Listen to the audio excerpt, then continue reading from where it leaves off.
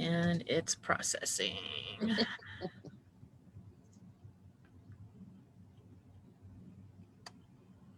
Okay, it says we're streaming now. So welcome everybody to the Branch of Laurel's interviews. My name is Ashexi. I am a member of the Order of the Laurel and the Kingdom Volunteer. And my guest tonight is Kada Inspirata. And she's a member of the Order of the Laurel and the Kingdom Volunteer as well. Welcome. I would like to ask you to start off with your SCA origin story, please. This is a ridiculous story, as many of my stories are. So I was 13 and lived in the Outlands at the time. And I had been a part of a folk dance group for a long time, and the folk dance group broke up. And my mother saw a poster for a demo that said that there was dancing. And so I went to the demo, and being me, went to the demo in medieval clothing that I had sewed out of pillowcases because I was 13. It took a couple of my little friends with me. They were all like, well, that was weird. And I was all like, I'm in, 100% in. So I started going to dance practice every week. And the barony where I was living was a decently sized barony. There were a lot of other teenagers. I had a really good time. And 6 months later, we moved to Ontario. So what year was that? That would have been 1993. Okay. I'm just curious because I'm just wondering who you met in the Outlands as a teenager that, you know, you might know still plays in the SCA today. There are a few that I see sort of in passing, but I literally only lived there for 6 months, and I was like a weird 13-year-old that lived there for 6 months. So when I got here, I actually moved to Coeur d'Alene. I have a joke about that, but we'll get back there. When I moved to Coeur d'Alene, there was no dancing. And I was like, but I like dancing. And I went back to visit. Unserhofen was the barony. And the dance, I was like, it was the early 90s, right? There wasn't like an internet where I could just download everything. And I went back to visit and went to dance practice when I visited and was like, I'm living in the Shire and there's no dancing. And the dance minister gave me 2 cassette tapes and a couple of printed, like photocopied sheets of instructions. And I proceeded to teach dance off of those for the next 3 years. Wow. Because whatever. Mostly what I did as a teenager in Ontario was volunteer stuff. I did a lot of dancing, but I lived between Gate and what at the time was Constep, lived. So that was fun. I mean, I made a lot of stuff, but I wouldn't call it particularly nice stuff. It was stuff. Everybody starts somewhere. Yeah, no, and I'm not ashamed of it. It was just I was a teenager and didn't know what I was doing. Right. And then I went to college. So this is a joke about Coeur d'Alene, is that I can move away from Coeur d'Alene an infinite number of times, but it's apparently a black hole because I just end up living here again. Which, fine, great. I like it here. It's wonderful. So I went away to college, and when I showed up there,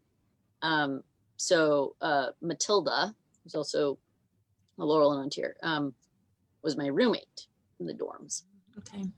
And we sort of showed up, and the Shire there was like, whoa, you're useful. Hey, want to do stuff? I was like, yeah, well, I really want to do stuff.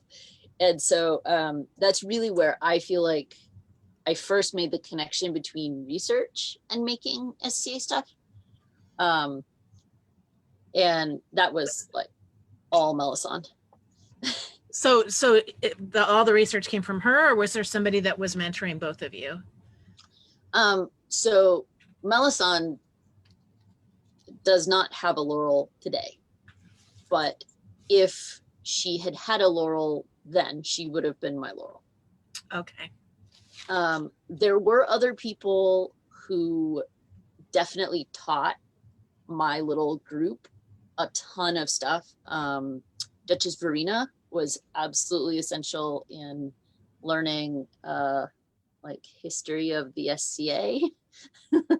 And also, for people outside of Ontario who don't know, she reigned with Duke James. correct. And Jim was living there at the time as well. So Duke James, but Duchess Verena would like have us over for parties and like be like, oh, well, like be careful about that chair, like don't spill stuff on it. And we're like, why? And she's like, because it was one of the original thrones of the West that we used for one of our weddings. And I'm like,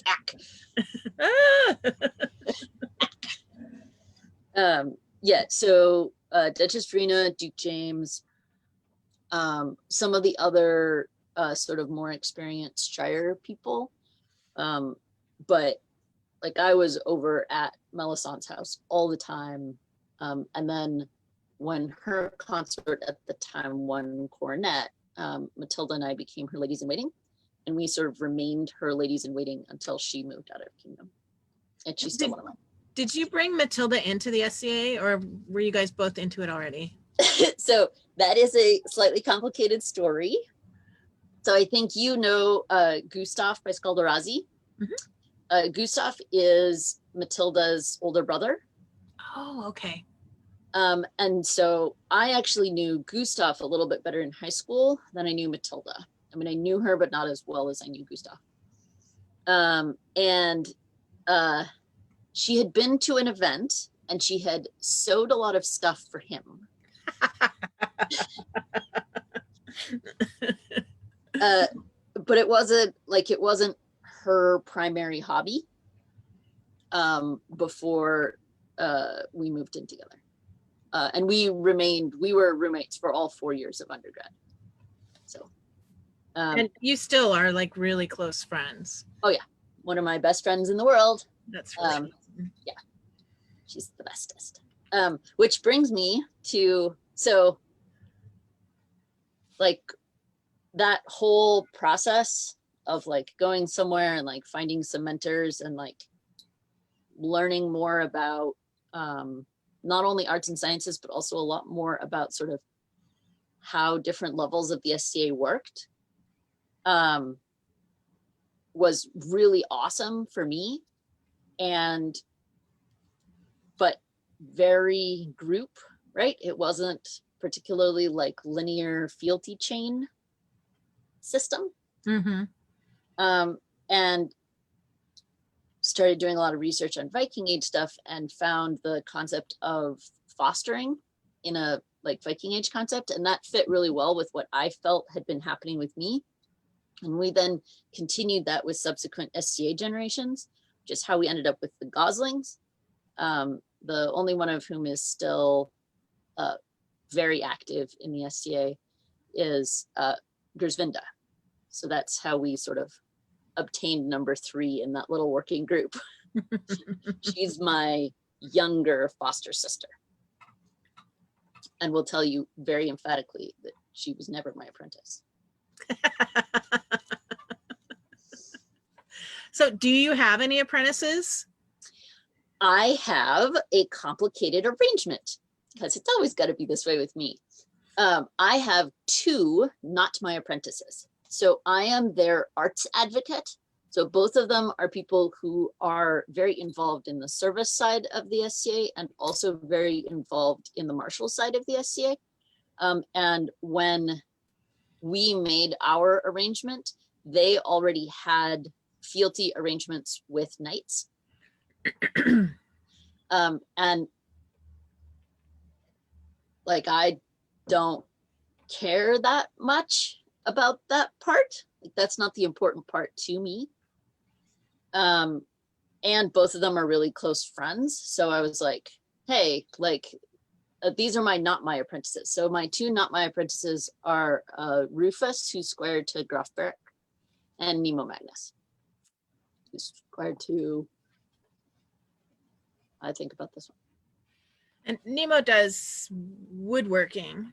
Correct. What does Rufus do? Rufus is very much my apprentice. Rufus does a little bit of everything and doesn't finish a lot of projects, and he'll be mad at me for saying that. So Rufus is also like, the reason Rufus is in the SCA is because he was interested in a single time period. That's not how I entered the SCA. He's here to be Roman. And so he's interested in a lot of things, both like sort of conceptually about that, and also in like recreating a lot of those things. He does food and drink. He does clothing. He does armor stuff. He has a gigantic shop where we make just about one of anything. He does siege engines. Lots of stuff. But that's a good pairing for you because you are sort of the Laurel of all things Viking Age. Yes. Right? Which, go ahead. No, that's like, are you going to ask me how I ended up being Viking? Sure. Go down that path.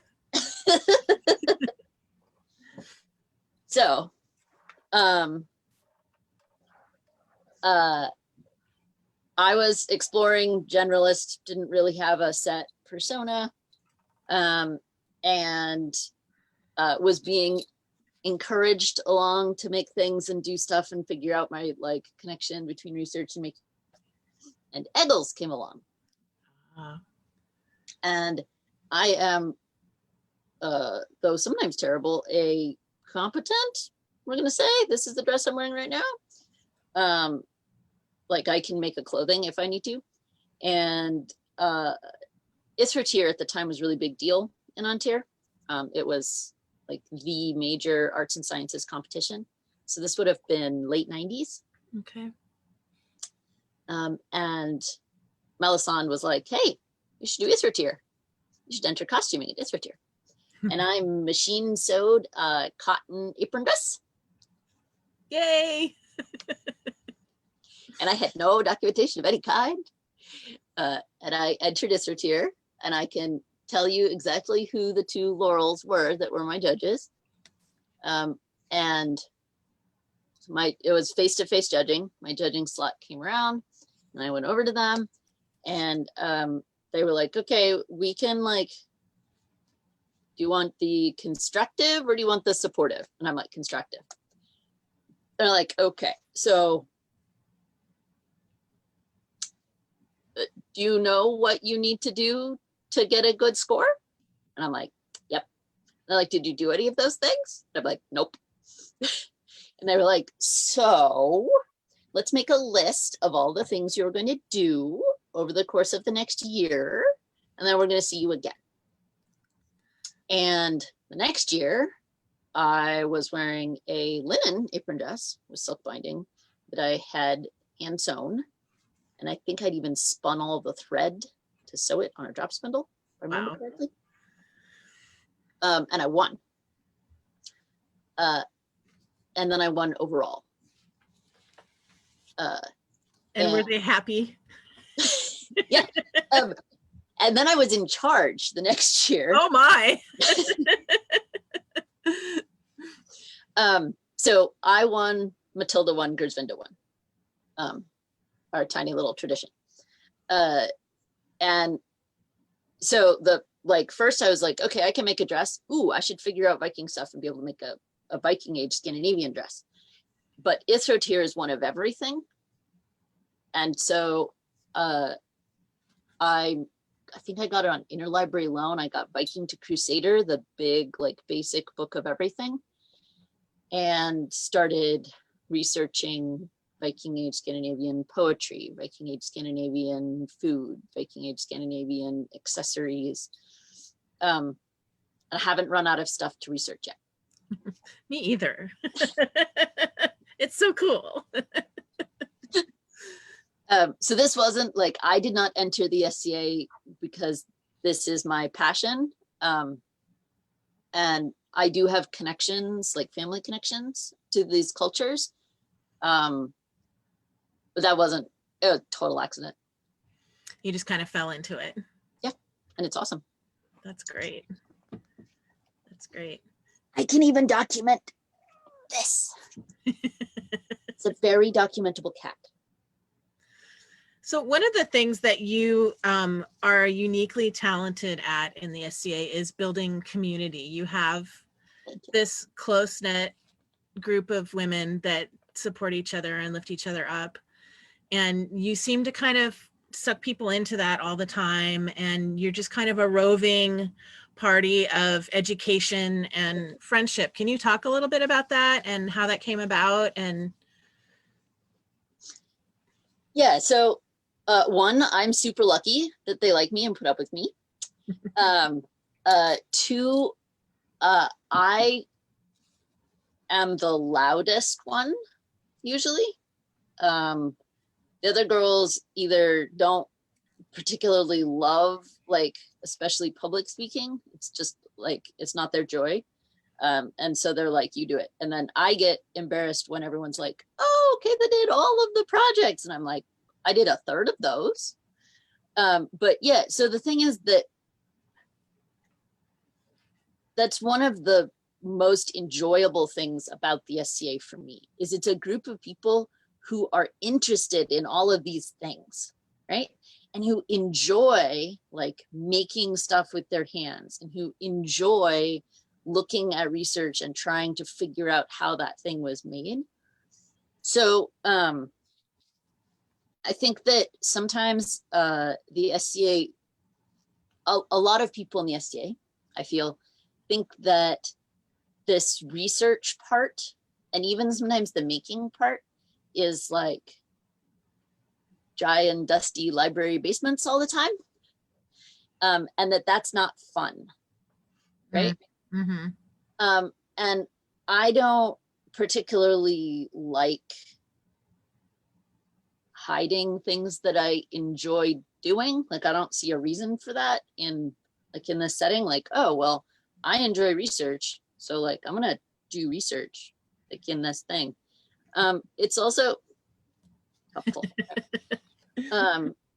Also, some of it is we just kind of, I don't know, that's how I am as a human. I've explaining some of this because I'm trying to think back of like, okay, so we have all these systems now that we've like put into place so that, because it's what makes us happy and it's what we want to do. And I'm trying to think of like how we ended up with all those systems. Well, can you talk about what the systems are? Like, what do you guys do? What are your habits? How do you make this go? So one of the very best ones, and this was a Gersmond idea, is our research nest. And this happened a little bit organically. We were going to go to Kingdom ANS, which is an indoor event in Ontario. And we didn't have enough stuff to do a formal table, which is like a display with a whole bunch of like your like works on it. And we decided to go kind of last minute. But we both had a whole bunch of new research books, new projects, stuff we wanted to talk to our friends about. And so on the way there, we were like, well, why don't we find a corner? Because we always bring like a nice woven rug with us. And so we intentionally brought some more seating, and we brought a bunch of snacks, and we were like, hey, I just like announced on Facebook, hey, we're going to be at this event. We're going to have all of our shiny stuff, and we want to talk to you. Like, please come talk to us. And it was so much more interactive than like even than tabling, which I consider to be a really good experience. That we were like, oh, we're doing that absolutely all the time. The other thing we do a lot is what we call a rug sale. So this started when we had an old rug and we wanted to get rid of it. And we had we piled them on the rug. And there were 4 of us. And we each grabbed a corner of the rug and we went walking off. This was camping event. We were walking off through the event, all of our stuff on our rug, being like, hey, we're a garage sale. Anyone want to trade us something for our woozle? And we got 2 dinners, nearly as much booze as we could drink, some cash monies, and a whole bunch of shiny objects. And we were like, deal. Well, and so quite frequently, Gersvinda and I will take something that we can carry between us and walk off through the camps, either looking for some place to hang out selling whatever it is we're hauling around that day. And that habit isn't unusual in Ontario. There are other people that like pick up their stuff and wander through the camps. But we were then like, wait, we could do this for research. We made this ridiculous little sign written in Sharpie that goes on the back of my backpack basket that says, hi, we're like a wandering research. What would you like to talk about? Here are the topics that we have today. And then we go visit our friends on Merchants Row. We go, yeah, we've taken this up as like, it's a very good plan. Very good plan. So you just kind of walk around with a sign and hope people come up to you and ask you questions. Yes, and we also kind of plonk down anywhere that we know people are a little bit friendly to us. So we'll have the backpack basket, sometimes with like Viking food in it, sometimes with like, who knows what, and be like, hey, does anybody want to taste like Viking stir fry? Or like, hey, does anybody want to see like this super cool weaving thing we figured out? And generally people are like, yeah. Yes, please. Of course we do. So that's been really awesome. I mean, I think that the big thing with building like that really awesome community is just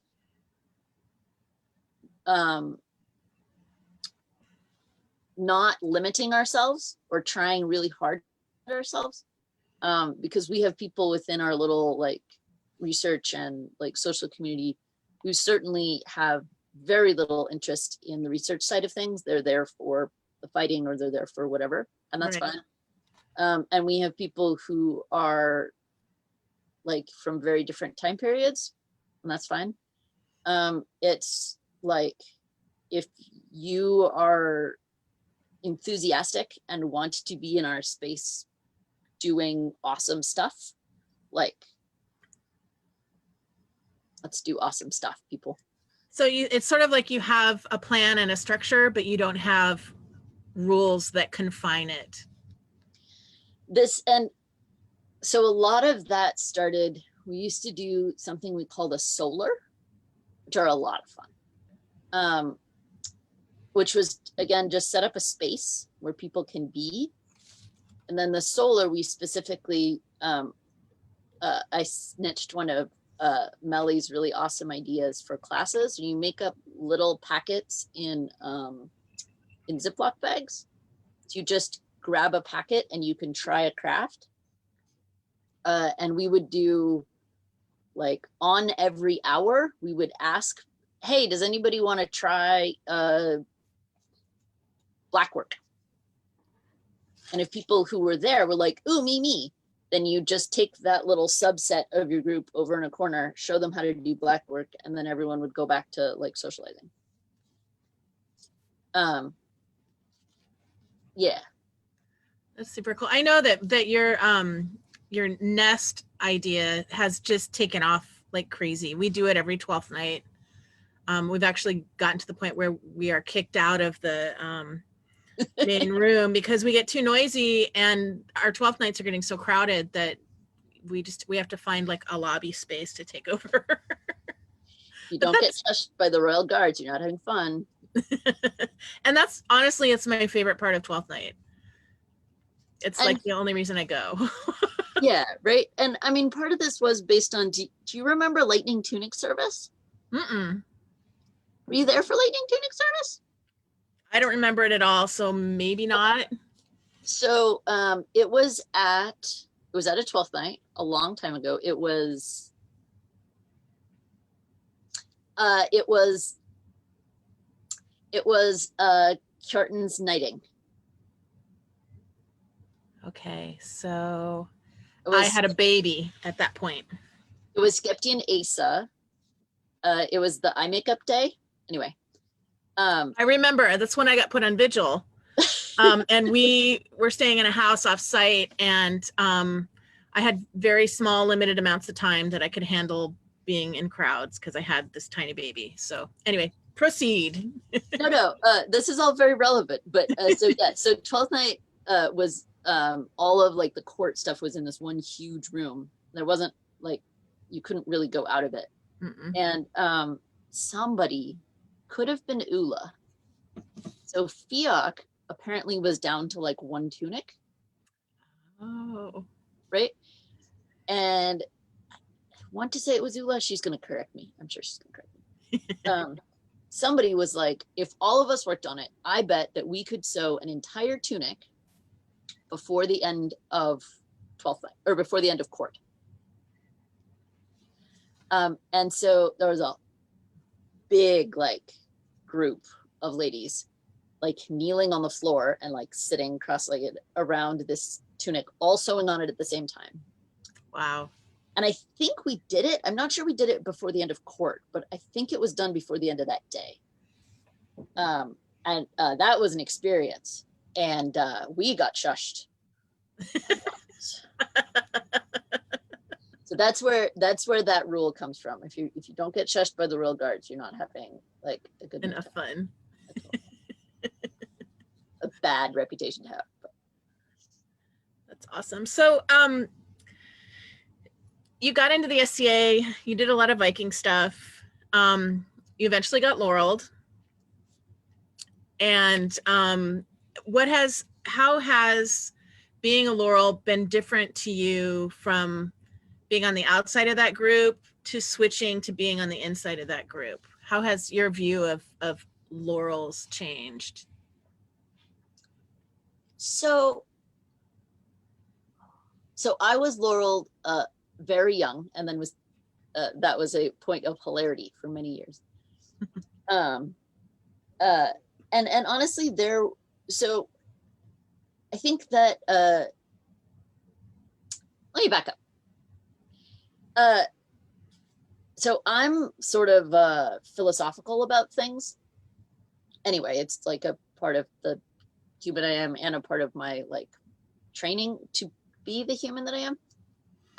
And so I'm pretty sure that I would also be this philosophical about peerage had I been made 20 years after I was. But being made very young and navigating a lot of the things that meant made me think really hard, right? About like, okay, what is a peer? What is the job of a peer? Like, what am I supposed to be doing? And honestly, those were things that I had not gotten into very deeply before I was made a peer. Mm-hmm. I mean, I had an idea about them, but I wasn't like deeply involved in like the particular definitions of all of the parts of being a peer in the SCA, which I certainly am now. There's seriously like 6 articles on it on my website. Anyway, get me a subject, watch me go. So I guess part of it is that I built my very specific idea of what a Laurel is after I was made, which is not necessarily a good way to go. I would not recommend it. But I think that having been a peer for a while, nobody is made at exactly the right moment, or so very few people are. Yeah. Right. Everybody's made either for them, like a moment too early, or a moment that it would have been better if they'd been made a moment before. Yeah. So I love being a Laurel.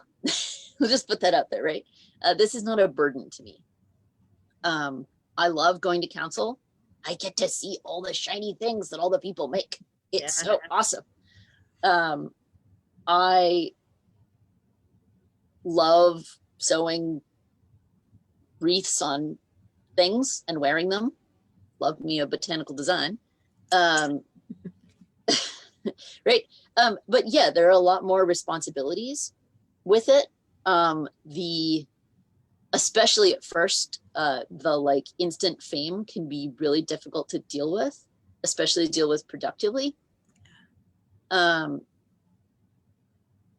Having a very different social rank to navigate can also be like really pokey at the beginning. But again, I'm not saying none of that like that was necessarily bad. It like these are things that happen. And they make you grow. Right. Yeah. And I think that's the other thing is that like as a peer, that's a big concern for me in making new peers is like, is this person ready for what's going to happen to them in the next 6 months? And that for me is a big bar for entry into the peerage is like, this is going to be stressful and this is going to have big, not fun parts. I think that the other aspect of this for me, and I've named some of them, but between Cordoval and Glenduven, there are a lot of big names. And many of them are very casual about their peerage. And so I was certainly, once I moved to Ontier, like raised in a pretty, yeah, you know, just that like line of Ontier over there. Mm-hmm. Right. And like, oh yeah, well, nobody uses all of their titles. They have like 6 of them. So to some degrees being made appear like the people immediately around me for 2 reasons. 1, because I'd known them since high school, or 2, because they outrank me by like a mile. We're all like, good job. Nice job. Thanks, guys. Fantastic. Yeah. I felt the same way. When I was Laurel, it took me years to like, I had to reevaluate everything because I was like, I had such high expectations of what a Laurel should be. And then when I tried to fill those shoes, I was like, oh, this is impossible. I have really unrealistic expectations. And so you have to really look at, you know, what are the important parts to you and what, you know, and then I had kids and we bought a house and, you know, all of the stuff. And you had grad school. Yeah. And, you know, I mean, there's just all these other things that take away energy. And yeah. Have you seen my interacting? I can't do it. Have you seen my interacting? Have you seen my graph that looks like that? There's a graph. Like I said, I have like a theory about everything. So, okay, so we're gonna do knights and squires first. So, and you can do this for anything, right? We're talking about knights and squires. So we're gonna do fighting skill level. So there's like a normal curve of number of humans this way and like skill of fighting this way. And most of the people are in the middle, right? This is true of any natural system, right? Height, right. Whatever. So most of the people are pretty good fighters, but not either particularly not very good and not particularly awesome. Right. Knights also on a normal curve, right? So most of the knights are better fighters than the squires, right? So we've got squires, we've got knights, but their curves overlap. Absolutely. Right? Yeah. And that's the area where you get knighted. So for me, this is true of everything. And I thought I was hot stuff, right? I got made a Laurel and I was like, waff. Oh. Right? Now I'm start over again. Yeah, now I'm literally the newest one with the fewest skills. Well. And I also like looked over there, right? I call them the supers, the big names, right? And I was like, I want to be over there, right? Like, fine, like got on my new curve, but like, I'm not staying over here. I want to be over there. And I'm I have things I want to accomplish before I consider that I'm over there. Right. Right. Like, I don't think I'll ever feel like I'm over there. There's always work to do. Right. You're like, but I haven't done this thing. Yeah. That's amazing. So yes, I 100% like, for me, it wasn't that I became a Laurel and was like, oh no, I have to do work. Like I have to do different work. It was because for me, I became a Laurel and suddenly realized that there was a whole new universe of people to like try to emulate. So yeah, someday, I'm very determined. Someday it's gonna be super. But yeah, no, grad school and like everything. Yeah, no, it's not right now. Not gonna happen. Yeah. Well, and now we have this thing where we can't be together, and it causes its own weirdness. Creativity, like it's like, oh, we have all this time to do all this stuff, and like no spoons to do any of it. Yep, nope, none of that. Absolutely none of that. I can like make sure the cat and myself are fed, wake up every morning, victory. All right. I'm no longer horizontal. I win today. Yep. Yep. That's my victory conditions right now. It's about it.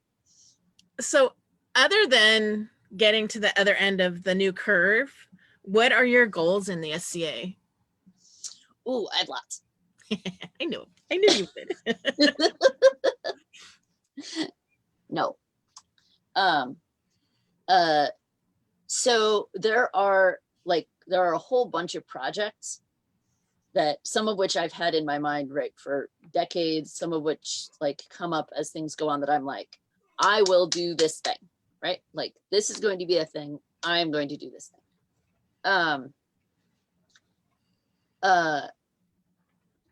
Some of them I have like partially warped and have never worked on because, you know, obviously. So there are like very personal like research goals and very personal like objects that I'm determined will exist by my hand. Shake my little fists at them. There are I want to do I want to win Kingdom ANS. Have you entered before? I've done single. Okay. I've never done a full entry because like, yeah. It's a lot of work. Yeah, time is the big thing, is getting 3 entries written up and made. And there hasn't been a full calendar year yet that I had that kind of time. Time. So do you seem to sort of have this competitive drive? Yeah, accurate? Some. So I'm not, so the thing is, okay, so, sorry, my cat insists I play with her right now, obviously. My cat's here too, so. Oh yeah. So, and this is another like big thing originally from Gersminda, is the goal setting, and that being a really big deal for like our whole social group.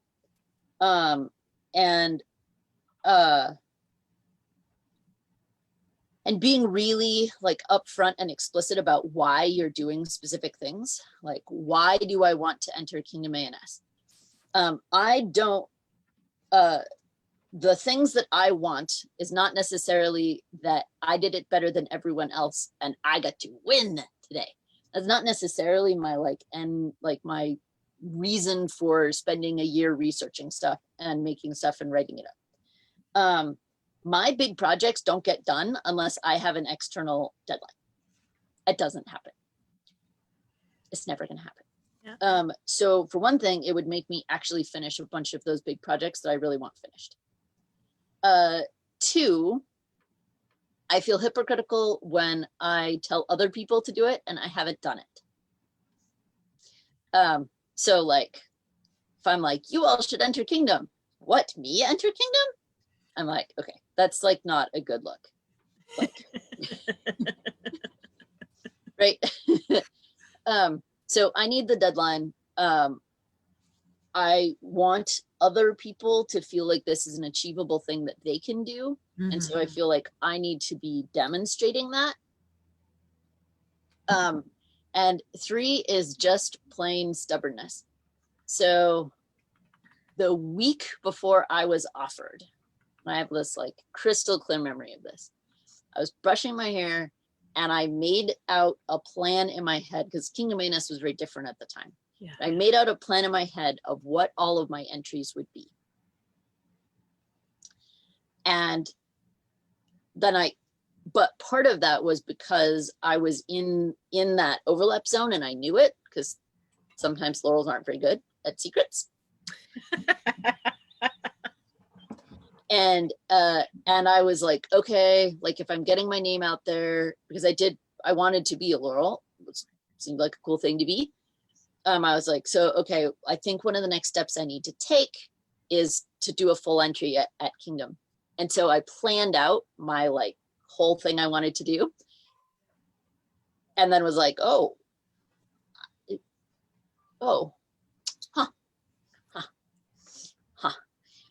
so it's not that, I mean, I am competitive. I'm really proud of a lot of the things that I have won, and things that I have done where it was definitely a competition between me and other people. But I guess that isn't, winning is reason like number 5. Yeah. For me to enter Kingdom. I don't know. It's a good, yeah. It's complex.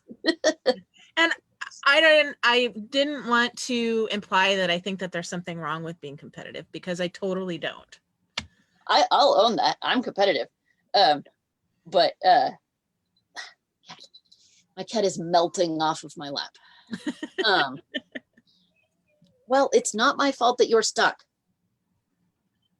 Oh my God. You're going to get to hear some complaints because someone has gotten her claw stuck and it's not my problem. Anyway, yeah, no, I have a very good time judging at Kingdom.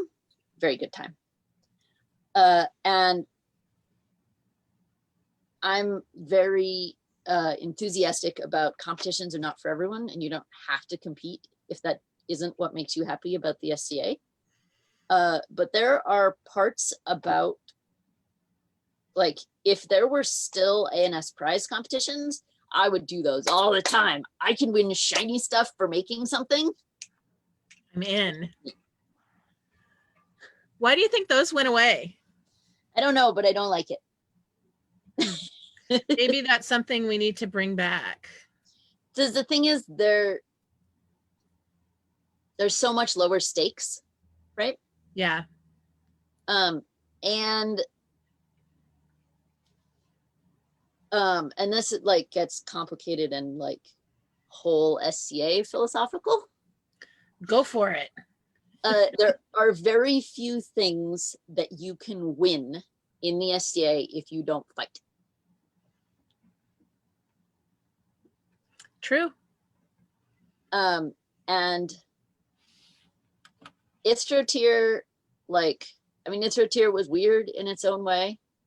But you could win a prize for axe throwing, and you could win a prize for poetry, and you could win a prize for sewing something really spectacular. And that's not something that's super common in the SCA. Was Ithra sort of a Southern Summits thing? It's just Eggles. Oh, it's Eggles specifically. Just a competition at Eggles. It was okay. So, and this gets back to my the Norse boy test. It's all the things that a like elementary school Viking age Scandinavian should be able to do. Ah. So originally, when it was on the lake, swimming was included. And Ithra changed a lot over time, and I'm sure there are people listening who can tell you much more details about Ithra than I can. But it was sort of half what we would consider more A&S stuff, and half feats of skill and feats of strength. So there's usually axe throwing, archery, wrestling. There's 7. Axe throwing, archery, wrestling, decorated useful object, brewing, poetry,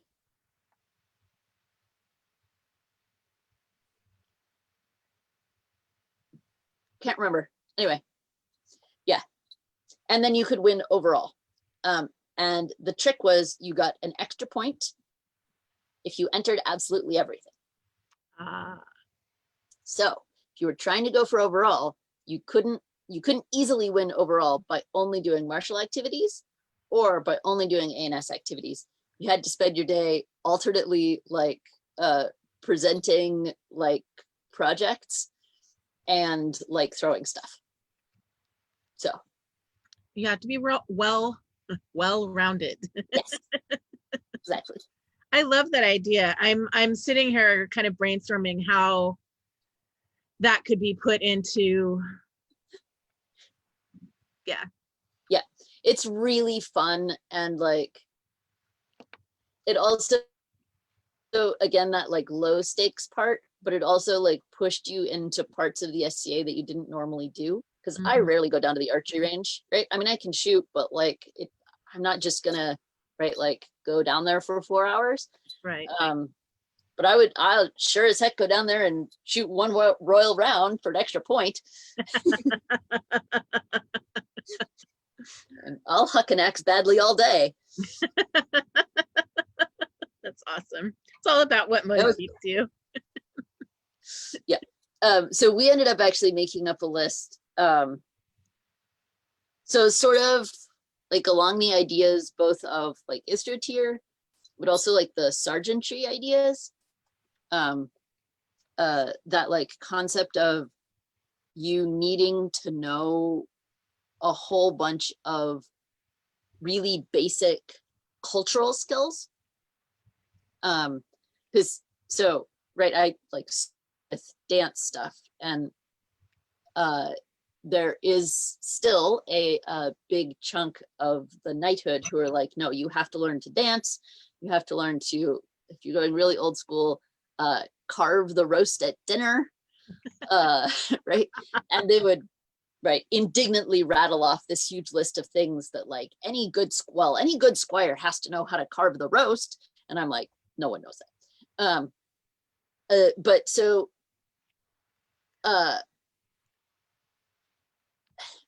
anyway, I have things to say, but we ended up making a not exactly equivalent skills, but we won't let you go Viking with your buddies unless you can do these things list for Viking Age Scandinavian personas. Games. That's the Ithro tier 1 that I was forgetting. Games. Hard board games. So like, and the list is written like really snarky. So like, well, you have to know a board game because you're going to get becalmed in the North Sea. And if you don't know a board game, like you're going to go silly. So board game. So do you think that Ithra tier kind of shaped you as a kind of everything Viking Age person? Yes and no. I will happily admit to being a flit. I couldn't keep to one topic for anything ever. You should see the list of things I almost minored in. So partially, yes. It certainly made me get better at a lot of odd things that I wouldn't normally, I had no naive interest in Viking Age poetry, for example. And this is something that I've ended up working on for decades. But like, I have to think about that. I am not, I don't think I have ever been a single item specialist, just about any aspect of my life. So I don't know if I would have gone that way without Ithra tier. I kind of suspect I would have, because the poetry that I won Istro tier with, which I can see, in fact, it's sitting right there. I got a piece of wood and researched interlace and made an interlace and researched runes and wrote my poem, carved the entire thing into the wood with a Swiss Army knife. So, right, like, so I was researching interlace and runes and Viking Age poetry for a entry that required only poetry. So maybe. It's got to have context. Yeah. Yeah. I have to, yeah. Like this, it's what's sitting next to me. Mm. So yeah, this is Viking World's things, spaces, and movements. If you were to, if someone was to ask you what book would be the best book to start out with to give you a really good breadth, depth for Viking Age research, would that be the book that you would direct them to? This book is like as technical as you could possibly imagine. This book is not for beginners. Okay. Oh God. This part is like a single skaldic poem in context of real and ideal spaces, the courtyard sites of how they relate to being judicial institutions. Like, No. no. Honestly, so it depends. So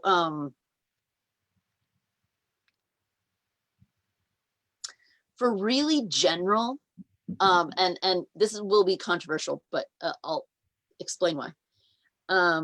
Viking to Crusader still has a ton of really interesting information in it, and most of it is not in the articles. Most of it is actually in the catalog in the back. Like 2 years ago, maybe, William Bjornsson was like, oh yeah, no, that thing, it's totally in Viking to Crusader. And I was like, what? Like some super rare thing nobody can find, right? It's sitting in Viking to Crusader.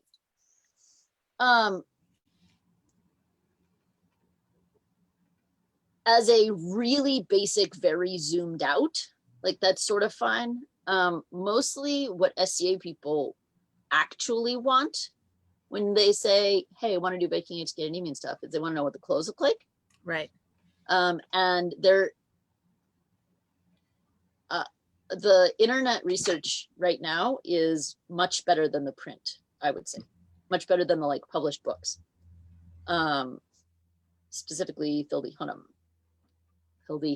Ooh, that was backwards.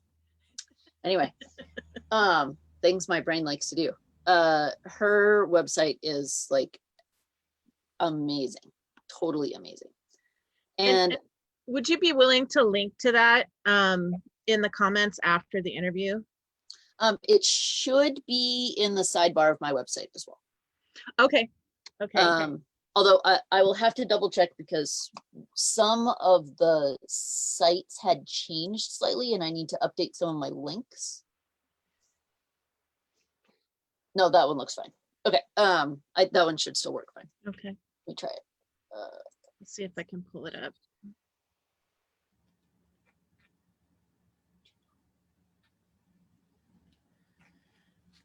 Somewhere on here is a list of like, oh, so you want to like start Viking stuff. I had a list.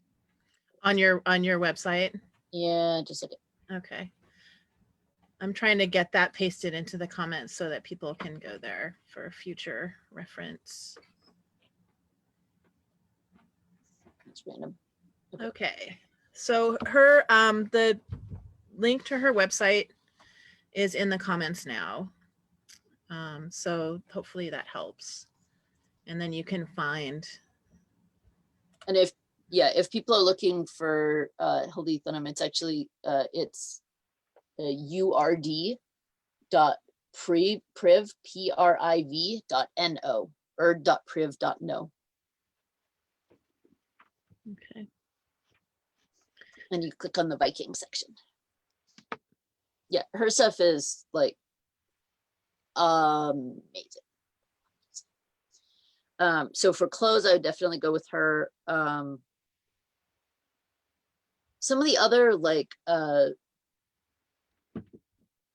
area and time specific reenactors also have really good information online, like kit guides, and most of them, I mean, there's a variety, right? For clothing, I would 100% go with Thunham, but some of their just like, this is what everyday life looked like stuff is really good. So Okay. Okay. Tell us what it's called and where to find it. I'm not sure. I'm looking at some of the comments. What is the book called? I'm not sure which book they're talking about. So So there's, here, give me 1 second. I also have 2 computers. Dun, dun, dun. Okay, you have your Facebook chat open, right? yeah. Okay, so I'm sending you, so there's Hildy Thunham's website. I just sent Okay. to you. And then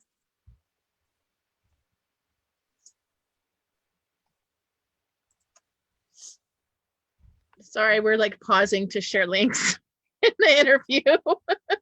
no, this is what happens if you ask me a question.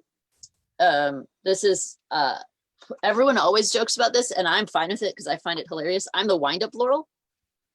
Especially if you get me annoyed about something, but even if you just give me a subject, like you wind me up and like you wait like 2 minutes and you're gonna get back like 30 references. So ask the wind up Laurel the question. And be careful what you wish for. Okay, so I have posted all of those links. Ta-da. Hopefully that is what people wanted. This is what happens when you ask me a question. So just so people know who might be watching, your website that is linked on here has, you go down all the rabbit holes. Yeah. Talk about what's on there a little bit so people understand how extensive it is and what they're in for, what they can find. Yeah, okay. So let's just go like by sections. So I have like guides and tutorials. So there's video tutorials. We did a bunch of YouTube cooking videos, which should be linked there. There's also, we made a whole bunch of like how I finish seams, like how I roll a seam and how I'm like holding stuff like in my hand when I'm sewing.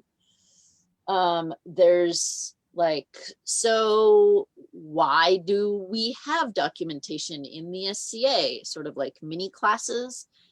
There's mini classes on how to do stuff like annotated bibliographies. I don't have the big full classes that I teach over like weeks and weeks online because they're interactive and you can't, like the point of them is that you share stuff and have a community, and it's not going to work. I have my SCA 101, 201, 150, and 205 courses because I'm terrible big and use systems that I'm familiar with. So basically, SCA 101 is like, what is this thing I am looking at? And then people look at the thing and then they're like, wait, I have a lot of questions. And that's what the other classes are for. Some of the links get broken on the survey of clothing because people's websites change so much. Mm-hmm. But if somebody really needs it, I can go back and grab new ones. I had just used a lot of photos of SCA people, and then like social media shifts and we're off ski again. I have like how, as an experienced SCA person, you can bring people into the SCA and help them have a good experience, like being in the SCA as a newcomer. I have what is a persona and why would you want one? And why would you not need one in other cases? I have sort of mini biographies of who I am in Antir, who I am in the Viking Age, the people that I hang out with, and some of their resources that needed a home and they were less tech-y than I was. So I just shoved them all into my website. We have what is a trade blanket and how do you run one? Viking Age Scandinavia, which is like a big section, as you could probably imagine. We have Do you have that broken down into tribes and everything? Oh, that's so the Viking Age part has like our weird experiments that I consider like they're not super well supported, but they were like, we had to try it and see how it worked. And that includes things like my weird head dealy, like the hat arrangement that I finally found that I could actually keep things on my head, salt and boiling rocks and all kinds of that, making weird beer. All that's in there. We have about 1 million things on Viking Age food, like a gazillion, because I'm super into Viking Age food. And if you ever want to cook Viking Age food, there's like an entire cookbook's worth of recipes. There's ingredients lists and ways I cooked them and how it came out. You're gonna have to figure out the amounts by your lonesome. Yeah. There's cooking parameters. Yes. Which resulted in something delicious. But that's your mileage may vary. Yes, very much so. And then, so related to that, we have the food preservation. So all of our fermenting recipes, like everything we've tried and how it came out, different combinations that we've tried of like vegetables. We have someone preserving meat. We have this big section because I was very tired of going on Pinterest and every single image that anyone ever pins ever of Viking Age humans or modern humans dressed in theoretically Viking Age Scandinavian clothing were a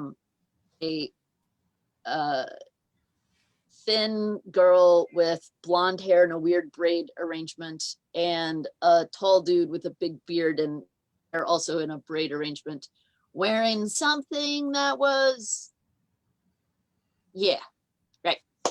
So I was like, okay, no, we're not doing this. We're going like out in the forest and out in the orchard, and we're taking all of our clothes that like I will totally defend, and our way less number of accessories and trim and everything else. And we're taking like, okay, I'm just picking apples today pictures. Or my intro picture, I'm sitting in a snowbank and my butt's not cold.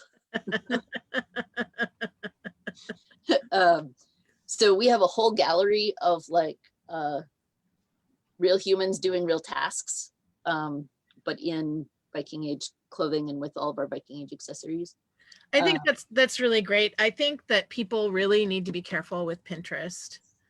I posted in an album, things I made, a coat that I did for Vic's Step Down that's based on 450 BC Pazari culture, all this applique, and it got relabeled as Viking Age. Yep. And I flipped out and I started like writing notes to people. This is not Viking Age. And then I was like, oh girl, you need to relax and just let people be dumb because you can't police the internet like this. So I have had 2 Pinterest related disasters in my internet career so far. I may have new Pinterest related disasters in the future. One of them was I had an album where every time somebody posted Viking Age clothing, I didn't even say what was wrong with it. I was like, you need, like, if you're using this as your documentation, you need to read this article and this article and this article. And those were the articles that said it was wrong. Oh, that blew up. So that was one of them. The other one was, do you remember that helmet that Vryn made for Grimmy? Yes. Like the first one with the like cutouts. Mm-hmm. So that helmet proliferated across mostly Pinterest, but then across the internet as a real Viking age Scandinavian helmet in a museum. Oh. And honestly, I would never have found that out except that somebody put together a Facebook page for stolen armor and used that as the user pick. And I was like, whoa, whoa, not stolen, sitting in my house. And they were like, you don't know what you're talking about, lady, because that's in a museum. And I had to be like, this object, this one, this thing. Yeah. I mean, So- go Vryn for being that talented. But don't believe everything on the internet, folks. Yeah, and Pinterest is kind of an exciting like pit. Oh, I have one more section on my Okay, website. sorry, So I people- distracted No, you. no. I'm infinitely distractible, but this is the one I talked about it that like I get sort of philosophical, especially about peerage. There's a whole thing about it. Some of them, if you know me, it will be very clear that they're in my voice. And the way that I talk about things is not always super serious. So I guess my warning on that is that for some people, they find some of those articles to not come across the way that I intended them to. And I know that, and I've like looked at them, and the ones that are up, I'm like, well, like if people want to discuss it further with me, go for it. Right. But they're gonna stay up right now. I think you have to write in your own voice. I've had people critique my work like that too, and I'm like, this is how I talk, and this is how I write, and Yep. whatever. Yep. And if you don't like it, go read something else. Yeah. But I am a little bit sarcastic, and I can be a like pokey at people about stuff. And like, no, like, so anyway, if you know me, read them in my voice, but not have fun. Awesome.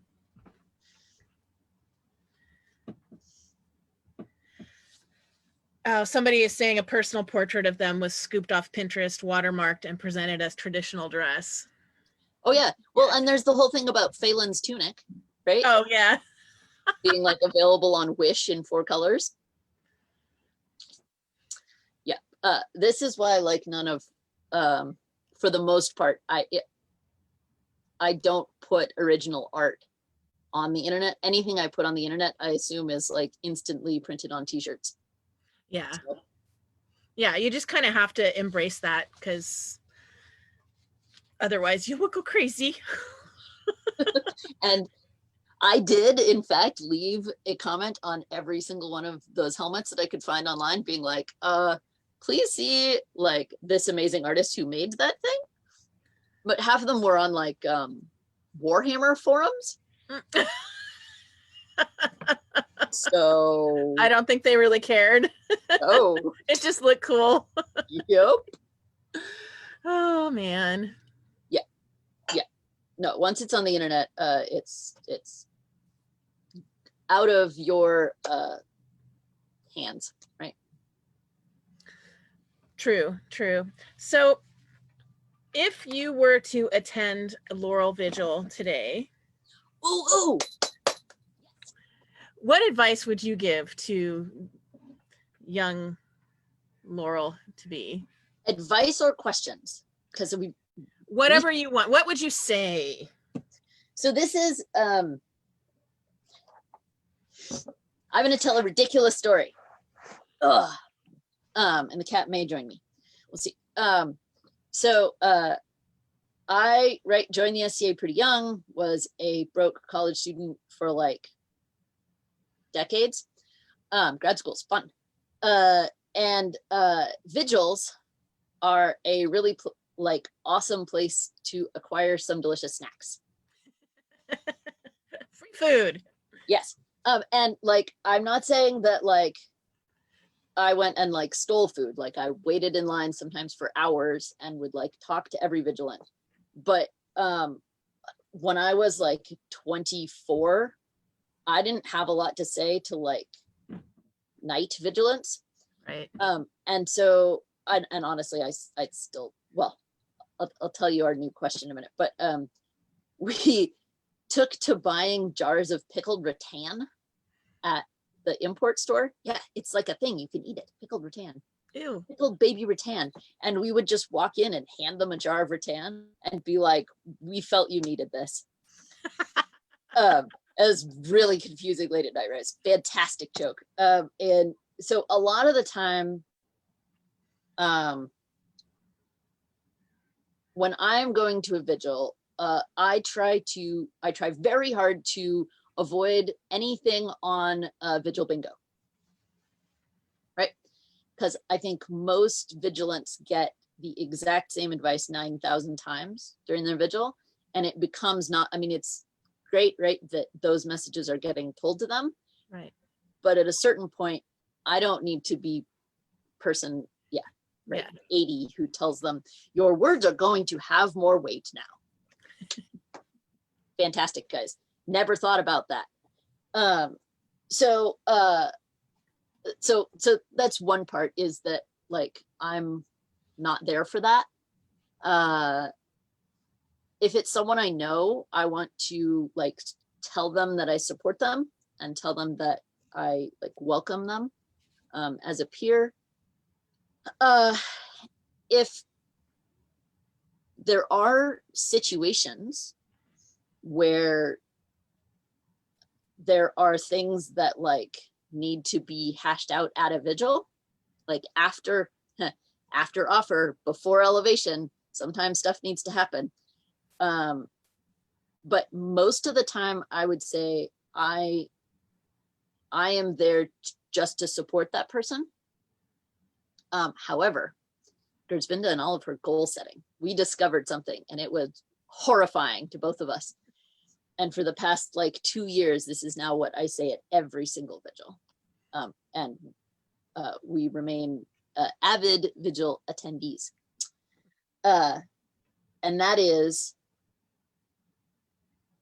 this what is this vigil what you wanted?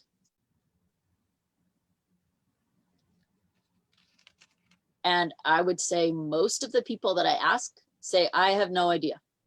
Mm. And I'm like, that's a problem, right? You should know what you want out of a vigil before you have one. And if we're in the middle of your vigil and you have no idea why you're doing this, right, then we need to have a conversation about, okay, what is for you, what is the purpose of having this vigil, right? Why did your person just be like, okay, or did you just be like, okay, apparently I got offered and now I have a vigil, with no like thought into why and right. What the function is. And so, right, between goal set, Gersvinda, and like I have to have a background hypothesis for everything, me, we are now asking that of just about everybody, right? Regardless of like what peerage, because that right doesn't matter. And I'm still getting an alarming number of I have no ideas. There is also, side note, should you find yourself having to put on a vigil, there's a checklist on the website of how you do that. And is part of what's on that checklist, talk to your vigilant about what it is they want? Find out what they want. So it's actually, and this is another thing that I find a lot of the time, is the vigilant isn't having the vigil they want because either no one asked or they didn't know they had options. Mm. And admittedly, especially with some households, especially some of the nightly households, that vigilants don't get an option. Yeah. Like this is what happens. A snowball that goes and you just get carried along. Well, no, some of them have like rules. Yeah. Like everybody's vigil looks like this, and these are the things that happen at their vigil. Like as a household rule. I want nothing to do with any of those. So I'm like, yeah, that's not my thing. Don't want it. don't like it, don't think it's helpful in a lot of cases. Nope, nope, nope, big nope. So. Oh, that's funny. Yeah.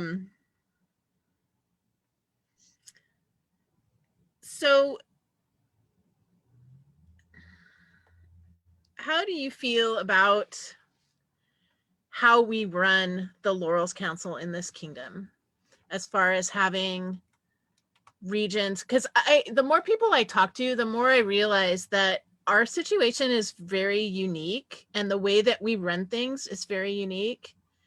And we spend an unbelievable amount of time documenting people's progress through our council, and other kingdoms don't even take notes. They don't even have a list. And it kind of blows my mind a little bit. How are you feeling about all that? So I very much because Laurel Council has changed a whole lot, right? I was made a Laurel in 2003. So couple seasons ahead, right? I'm gonna hit 20 years. And Laurel Council has changed a lot in that time. And some of the very much newer Laurels have really awesome ideas for like fixing some of our wonkinesses and making things better. And I certainly support some of their like reform plans, but I also know how we got here. And some of the ways that we got here were painful enough that I'm like, no, we're not doing that because we did that and a whole bunch of people got hurt. Yeah. So I think that a lot of what happens with Antier's Laurel Council is reactionary, right? We have a lot of systems and even bureaucracies built up because something happened in the past and we were like, okay, we want that to not be like that or have that happen again or whatever, right? And I do think that sometimes we have too many systems, right? Or we've gone too far in trying to protect ourselves from things. And valid, right? Other Laurels have been like, right, that happened once. And now we spend months doing this woozly thing. Maybe we don't need to do this every single time. Right. On the other hand, the size and diversity in our kingdom can make that more casual approach really difficult. So also, I would draw your attention to the number of pelicans we have in Antir. And not always, but generally, the more pelicans you add into any project, the more layers of organization that project acquires. Mm-hmm. And that's not anything negative, right? Right. But Antir as a thing has a lot of levels of bureaucracy and has a lot of levels of organization. And sometimes that's amazing, right? I mean, our website is fantastic, right? But that's another one of those things that Antir's like, okay, well, we can just organize our way out of this mess. Sometimes successful, sometimes leads to like chaos. Right. And so I think that is what our current Laurel system reflects, is a history of a lot of doing it wrong and trying to find administrative ways to fix the things that we did wrong, which were sometimes administrative and were sometimes personal, right, and were sometimes just like chance, and are also sometimes like related to like the political structure of the kingdom. And so yeah, our Laurel process, and yeah, anybody who moves here from other kingdom, it's like, what are you doing? and for people who are outside of the kingdom and don't know, Ontier has 7 regions, but they're not regions that have champions and officers or anything. They're just regions that the Pelican Council and the Laurel Council use to discuss candidates. So we have Summits and Thierry are principalities, and they are each a region. And then we have Central, which is Seattle.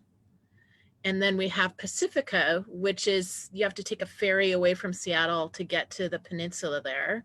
And that's the newest one. So that's 1, 2, 3, 4. Then we have Eastern, which is Eastern Washington and Idaho. And then we have, no, it's not Eastern, it's Inlands. Inlands. Sorry. And rivers. And then we have Rivers. So it's only 6. 2, 3. Anyway, we have all these regions. And each region has their own secretary, and they have their own meetings, and they bring up their own candidates. And when people move from one region to another, we share notes, or we try to. And sometimes people play in one region, but they live in another region, and there are problems there. And we all have gotten to the point now where we use a pretty uniform ranking system. From Joe Blow made a really cool thingy. We should see what's going on, all the way to this person's ready to go to kingdom. And one of the positives about this is that at one point, there's a point where so-and-so's doing really great work. They need a mentor. Who can mentor them? Who can reach out to them? And so people are getting, I think, more attention now. But it's a lot of paperwork, and we are having problems filling secretary roles. So many things I could say. Yes. So, and then, and this also is really important if you're not in Ontier. Our presentation process is also super weird because of this. So, candidates, so artisans are almost completely siloed at region. So if you see somebody doing something super cool from another region, you just send notes to that region or to that like person, but we don't exchange out like our entire lists all the time. And again, this is for like past reasons of bad stuff happening. We're supposed to, though. We're supposed to, but we don't. Because things didn't go well the last time we tried that. Right. So things are pretty siloed. I mean, regions that are right next to each other and share a lot of candidates, a lot of people are on or attend even multiple councils. But this means that when someone is ready to present at Kingdom, we make up like a formal presentation on them. And I'm talking occasionally there's like a PowerPoint involved. Yeah. But there's like a whole book of all of their works with like a photo of them, their like resume, all of their projects. And then the person or team from that region presents to the Laurel Council and the Crown. Hi, this is our finished, complete Laurel-like being. You basically have to sell the candidate. Yep. Is this a go? And this can be fairly simple or ridiculously complex. Yeah. And yeah. And those are the only people we talk about at Kingdom are people who are ready to go. Pretty much. Who have gone through their regions. Yep. Unless the Crown brings somebody else up. But if it hasn't happened in a really long time that the Crown has brought somebody up that we weren't already talking about. Right. It's been a really, really long time since that has happened. And I think part of that is it's that we're doing our job a little better. I hope. I hope. But you know, we're a huge kingdom and it's hard to keep track of everybody that's making cool stuff. And that's the other part of this is that like a region can be a big chunk of a state, right?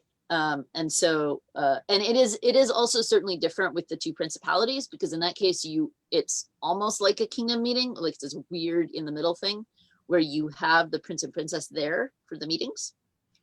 And you meet like at an event. But yeah, I know why I keep thinking 7, because Abacal was the 7th. Yes. That's why. Okay. It's because we're missing one. Yeah. They've left us. I miss them. Me too. So anyway, for anyone who wanted to know that information, there you go. Yeah, we're more organized than you think, and we're also a lot less organized than you think. Laurels are great, but in general, as a group, not necessarily as individuals, as a group, if you assign a task to the Laurels, you get a lot of creativity and less organization. Strengths, we have them, but yeah. And both of us have done probably more than our share of being secretary. Yeah, I'm about to go have another go at being regional secretary because nobody else is volunteering. Uh-huh. Yay. So that's gonna be fun. Yep. Anyway, so sorry we went down that rabbit hole. Do you have anything else philosophical to say about the Laurel peerage? I don't know. I mean, it, like I said it earlier, but being a Laurel is fun, right? Some people are like, ugh, right, I'm just gonna have to go to meetings and like it'll be annoying. I'm like, but I get to see cool people and I get to vote that they get to join our cool like club, and then we get to make them fancy stuff and they get to have a fun day. And we get to mentor people. We get to reach out and nurture them. And I have a story. One of my first events, it was at a Crown, and I was camped outside one of those like cement structures like they have at Sport of Kings, but it wasn't that site. And I was in a little bubble tent. I think it was maybe my 4th event. And I woke up to a Laurel meeting in progress. And it was snarky and unsupportive. And they were just tearing somebody apart. And I got out of bed and left because it was so uncomfortable for me to hear that. And so that put me on a mission that that was not going to happen if I ever became a Laurel. That was going to end. And we don't have meetings like that anymore. No, we don't. No, a lot of things have really changed for the better, right? Like a lot of these like reactionary things that we did were because somebody got hurt, right? Yeah. And we're like, that's never going to happen again, right? Like this is, we're going to make so many rules that it is not possible for that to happen. And is that 100% the right approach? Maybe, maybe not. But like we never make all of these rules like because we either think it would be hilarious to like give ourselves endless amounts of paperwork, right. Or because like we're trying to make things harder. And I think that that is something that comes up all the time with Laurels. Oh, that's what I have to talk about. Okay, there, anyway, we found it. I have to finish this subject, but that isn't. I have never seen the Laurel Council. Again, I can't speak for every individual. I've never seen the Laurel Council trying to make anyone's life harder. Never. Or trying to make it more difficult to become a peer. Mm-mm. Like, we're all there trying like our best and doing our best to make amazing people more amazing and to facilitate their learning and their teaching and their mentorship and help them become so awesome that they also fit this definition, right? Right. So my like casual description of what Laurels are Laurels are the humans who are responsible for making the SCA more medieval. That's our like 1-sentence job description. And right, how we do that varies. But the thing I want to bring up, a giant, yeah, exactly. This is one of those like, there's like 4 big red buttons that float above my head. Uh-oh. Poke them out. Oh, boom. So this is so we've mentioned that I went to graduate school. So I have a master's and a PhD in science. And everybody always says, oh, well, you can't become a Laurel now because you have to write a dissertation. And I have only 4-letter words for that. Same. Like, this is a hobby. And the point of this is to have fun. Yeah. And if you're not having fun, then don't do the thing. A. Like, go do something else that is fun. B, and I frequently, like, my goals for an event are sometimes drink beer in a field. That is my goal for the event, right? Other times my goal for the event, right, is like present someone to the Kingdom Council, or like finish this giant ANS project. Make good goals, people. A. B, like, this is still a hobby organization, and there are people doing research that is easily publishable, right? They're doing research in SCA context that can totally be published in a scientific journal. Even that is not a thesis, right? My thesis, my master's thesis, was 2 years. That was my job, was to do that. So stop, peeps. Like, stop. Just stop. I'm happy to give you like a giant pile of tools from academia that will make writing an SCA paper way easier and way faster. And like, you'll never have to make a lit cited again, because it all does it for you magically. But that's not what this is. Being a Laurel is a really big thing, and it's one of the things that I really value in my life.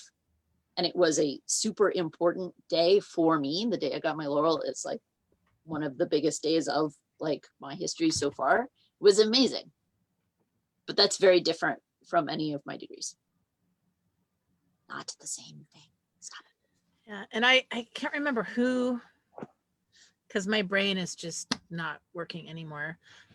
But somebody that I interviewed recently talked about writing book reports as their research. And I thought that that was so cool because it takes it down to my 11-year-old writes book reports. Yep. You know, I mean, that makes it really simple and accessible. And I think that it's really important that we focus on that. You don't have to be able to write to be a Laurel. You don't have to be able to express yourself through writing. Some people can't. You can do it verbally. Yeah. And you that is do it with pictures. And like, especially living in the internet age, right? Like, go make videos on the internet, show people how you do it, right? That's amazing teaching. That's amazing. And you can easily do most of your documentation at the same time as well, right? Yeah. I mean, we have our like verbal presentations when people are doing something like Kingdom ANS. That sort of thing in a video is great, right? You can say, here, if you take a look at this book, right? This book says blah, blah, blah, blah, blah, blah, right? That's documentation. Yeah. You just showed me the book and told me what the book says. That's what I wanted. And I mean, admittedly, they were like real high level, but I have gotten papers that would score very well on Ontier's rubric from high school seniors, right? Like, I am not asking you for PhD level analysis of your data. I'm asking for like a 12th and that's grade only project. If you're entering a competition, and you don't have to enter a competition to you don't have to do that. Nobody can make you do that. Nope. Only do it if you enjoy it. Yes. You figure out what makes you happy and you do those things.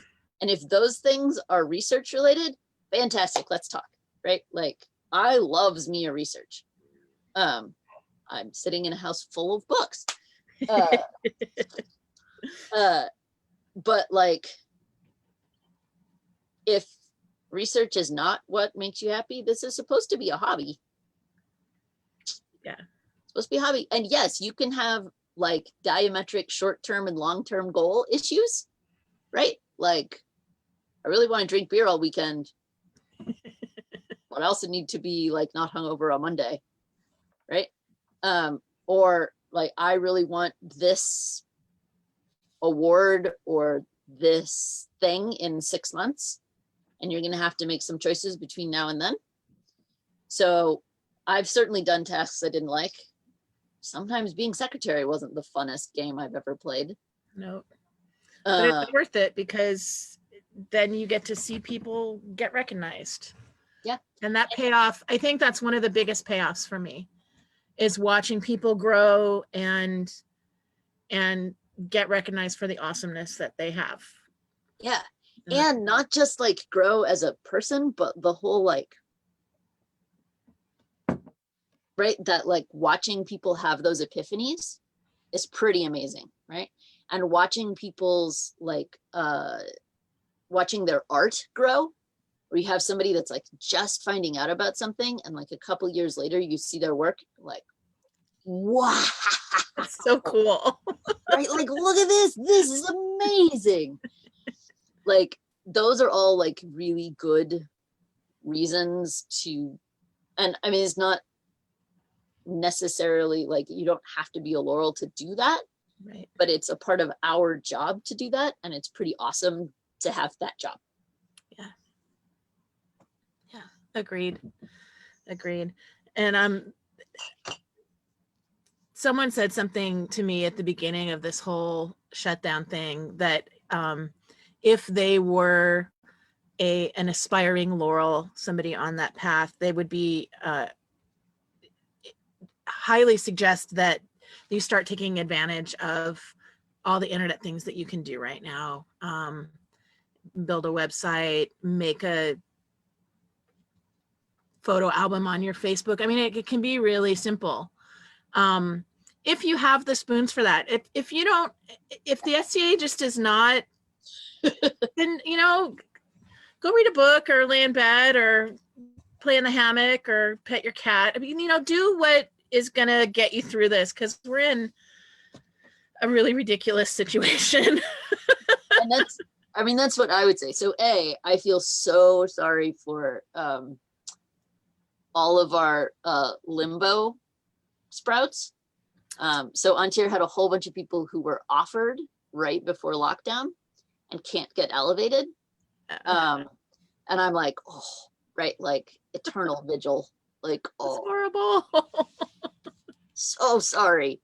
So I feel really bad for them. I also would totally like 100% agree that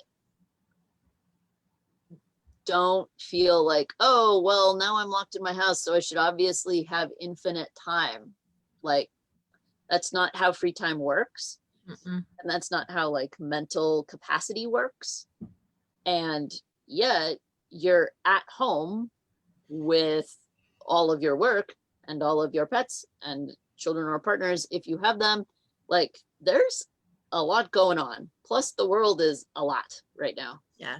So yeah, I would also totally say, like, don't feel like you have to be doing anything. Yeah. If this is a thing that brings you joy, then by all means. I mean,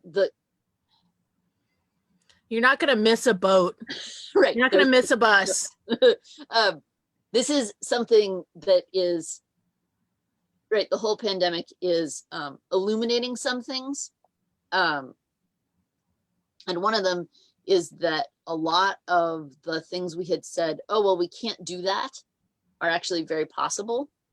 And so what I hope, right, is that this is a learning for, right, not just our organization, but sort of for the world in general, about things like accessibility, about things like diversity of presentation, about things like putting more and more stuff online so that people who can't be there physically can interact with it.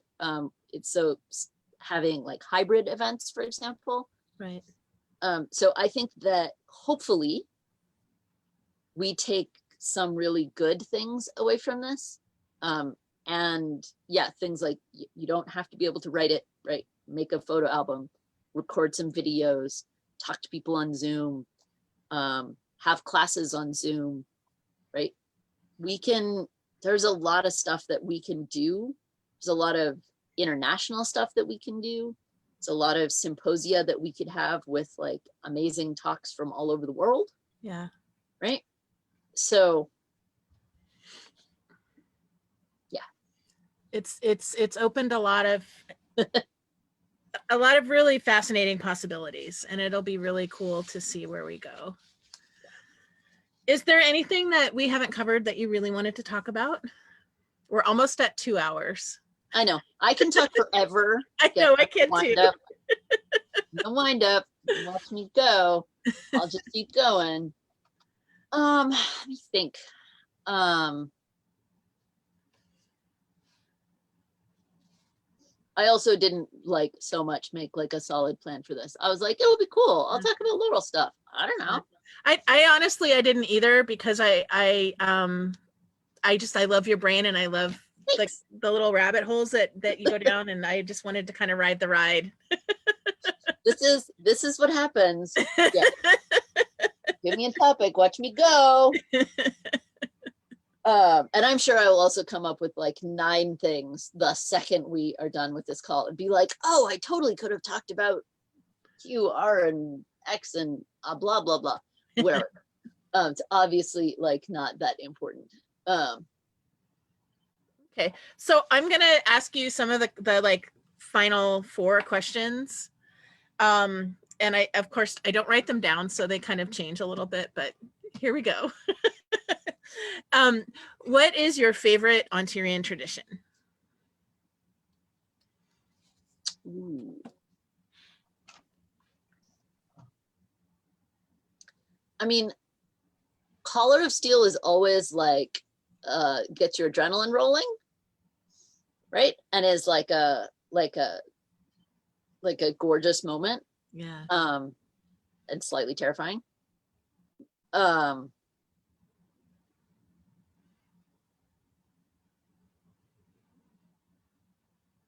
feel like there are like,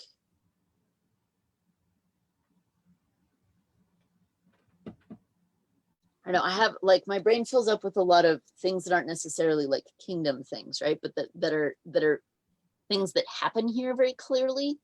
That's fine. Like the and I mean, obviously the kingdom has a strong Viking Age theme on stuff, and sometimes that leads in weird directions. Yeah, there's some weird stuff there, but I do really like the, especially like in a procession, where there are sort of epic words spoken at often in a Viking Age meter. That is always like a moment that catches in my throat. Yeah. You know what I mean? I love that too. Right? Yeah. I mean, a lot of the things we do, right, are pretty, I think, SCA universal or applicable in a lot of different ways. The hilarity of living on word fame, and so therefore not displaying a lot of things, I find very charming. Also, like, can be like tricky to navigate if you aren't familiar with it. But that sort of like, oh yeah, well, you know, I'm super famous Duke of a blah blah blah, wearing like a old linen tunic and a black belt, because it happens. There's a Duke James story about the old hippie on the end. Yeah, I think that a lot of our the big speech things, I think Antonio and Fiac and now Scamp have really done some incredible work that has shaped this kingdom. And those are the voices I was hearing in my head, right? But that moment, right, I feel is a very Ontarian moment.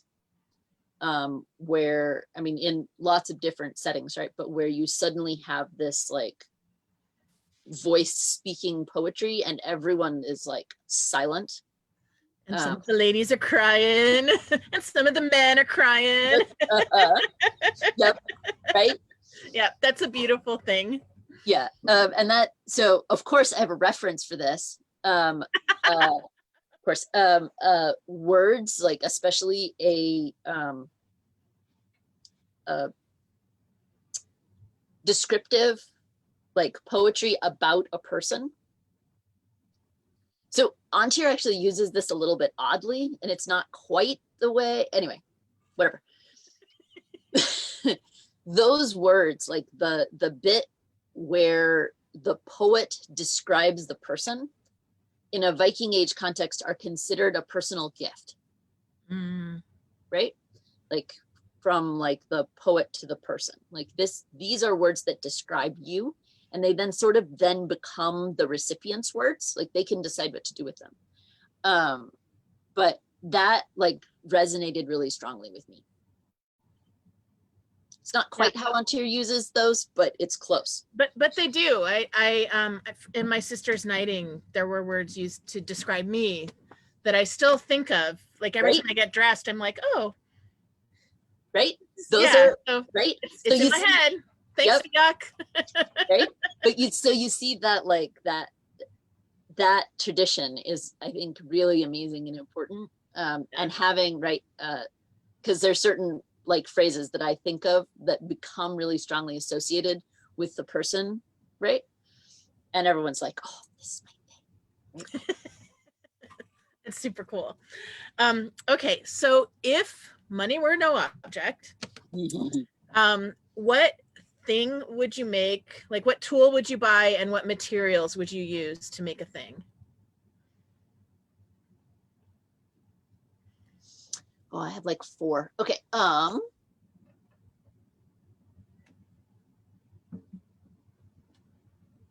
If money were no object, or if time were no object? Both. It's different. So if time were no object, and I probably have most of these. And I need to talk to some of the other Laurels about this, actually. But it's weaving on my warp weighted loom. I need to like replace all my weights, and in an ideal world I would spin all the thread, but that's not gonna happen in this universe for a while. That's yet. A lot. And then so I have a shawl in mind that I have had most of the supplies for and have been planning for like 15 years, maybe longer. And there is a warp weighted loom leaned against the front of my house. Right. So it's more time for you. I mean, money, like I never have any money. So like, I don't know, a new tent that I didn't have to sew on a little tiny sewing machine would be delightful. Yeah. But again, money no object. Where would you travel to do research? Where would you want to go to learn more stuff?